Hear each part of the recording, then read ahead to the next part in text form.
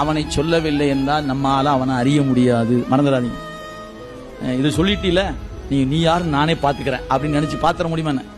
அவன் அருளாலே அவன் தாழ் வணங்கி அவனுடைய கருணை உதவி பண்ணலன்னா நாம் அவனை ஒருபோதும் அறிய இயலாது.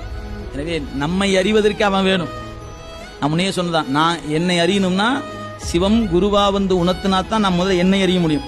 என்னை அறிவதற்கே இறைவன் வேண்டும்னா இறைவனை அறிவதற்கு இறைவன் வேண்டுமா வேண்டாமா? சத்தியமா வேணும்.